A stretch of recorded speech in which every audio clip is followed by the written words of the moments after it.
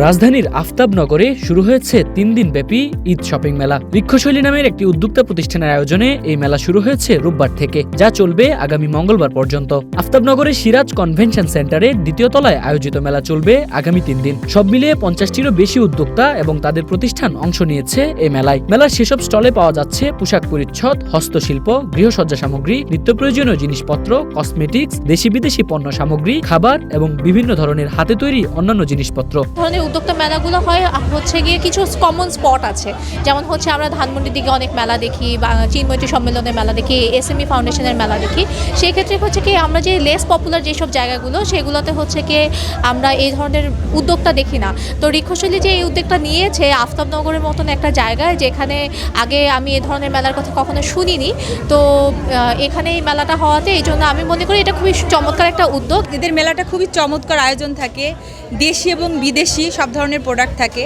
এবং আমি দেখেছি একটা জিনিস, যে নতুনদের সবসময় নতুনদের নিয়ে কাজ করে বৃক্ষশৈলী। কারণ হচ্ছে একজন মানে যে অনেক বছর ধরে তার উদ্যোক্তা হয়, সেটার থেকে আসলে এই নতুন যারা, তারা তো শেখে। ওই শিখতে শিখতেই তারাও কিন্তু একজন বড় উদ্যোক্তা হবে, সেই আশা নিয়েই মূলত বৃক্ষশৈলী কাজ করে। মেলার আয়োজকরা জানান, মূলত নতুন উদ্যোক্তাদের ব্যবসায়িক ধারণা দেওয়া, পণ্য বিপণনের সুযোগ তৈরি এবং সরাসরি ক্রেতাদের সঙ্গে যোগাযোগ স্থাপনের লক্ষ্যেই এই আয়োজন। বৃক্ষশৈলী টিম থেকে আমরা প্রায় প্রতি বছরই আমাদের 4টা থেকে 5টা মেলা হয়। এটা আমাদের 16তম মেলা।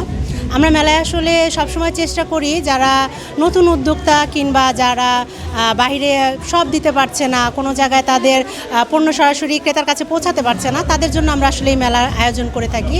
এই মেলায় যদি আমরা তাদের জন্য খুবই সীমিত প্রাইসে স্টল দিয়ে থাকি, যাতে তারা সরাসরি ক্রেতার কাছে পৌঁছাতে পারে। অনেক সময় অনলাইনে দেখা যায় আপনার প্রোডাক্ট একটা বলে আরেকটা দিয়ে দেয়, সেই ক্ষেত্রে অনেক সময় প্রতারিত হতে হয়। কিন্তু আমাদের এই মেলার আয়োজনে যারা উদ্যোক্তা আছেন, তারা যখন মেলায় অংশগ্রহণ করেন, তখন কিন্তু তাদের পণ্যটা সরাসরি দেখে ক্রেতা খুব সুন্দরভাবে নিতে পারে।